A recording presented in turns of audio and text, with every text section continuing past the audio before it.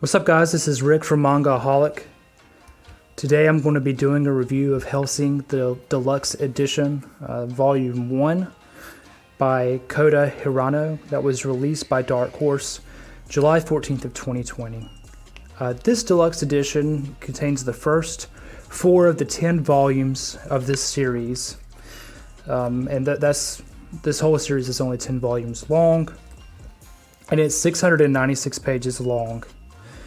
It originally ran from 1997 to 2008, and I think English volumes stopped being released. It was either 2010 or 2012. I might be mistaken there. And this manga is about this organization called the Hellsing Organization and this vampire named Alucard. And they're fighting other vampires, ghouls, some Nazis. I think this one Nazi dude is the main villain here. And there's also some other organizations involved as well. Like there's an organization from the Vatican. And honestly, I had mixed feelings here. Did I like the plot so far in the first volume? Not really. Personally, I found it a little juvenile. However, I did like the main character Alucard and the mysteries around him, and I really enjoyed the fighting scenes. I thought the artwork is good throughout. There were some parts where I thought there could have been more detail. Like there's the first thing that comes to my mind is the vampire Alucard. He's carrying these 2 huge pistols, and they just look like 2 long rectangles with no detail to it at all at one point. But there's other points where, vampires, they can transform, and he does that here, and it's a completely different take. And I thought it was really, really cool how they did that. So would I buy the second or third volume or recommend the first?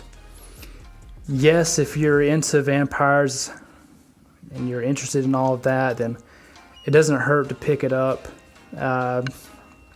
If you have the option, I definitely would probably check it out at the library first, or read some type of preview out there before going in blind. But again, the fight scenes and the transformations and the main character Alucard, I think, is kind of what makes this. I don't really think it's supposed to be anything else but that. I'm not sure if it picks up in the second or third volume. I hope it would, but I don't know because I've never read anything of this manga except for what's contained in this first deluxe edition. So that pretty much covers my impressions of the manga so far. As far as the release goes, I really enjoyed, or I really like the feel here. The texture is more of a leather texture than we had in the Berserk Deluxe Edition. I really like the red and the black. It just kind of had a different feel to it than the Berserk Deluxe Edition, but it's also very, very similar. So here's the front. Here's the spine here. I like this more, I think, than the Berserk Deluxe Edition as far as the presentation goes.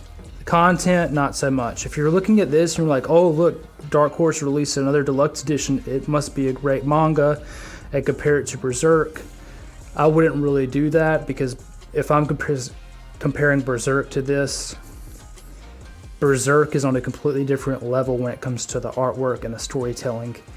Yes, the artwork's good here, storytelling not so much. So if that's what you're thinking when you're looking at this, they're not similar at all. The only thing that's similar here is the deluxe edition and the quality of the release. So, but going into it,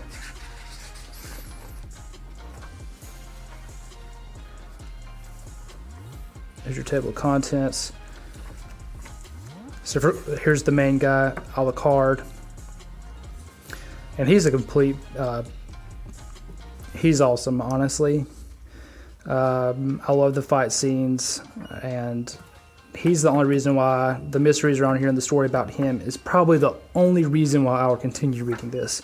Everything else I don't really care about. You know, it's funny that I read this because I also read another story, not a manga, but I was reading Hellboy, which also has some Nazi themes to it, and storyline. I loved Hellboy a lot more than I liked this. A lot more. So, again, do I recommend it? Yes, if you like vampire stuff and pretty grotesque fighting scenes. If you're all into the plot, I don't.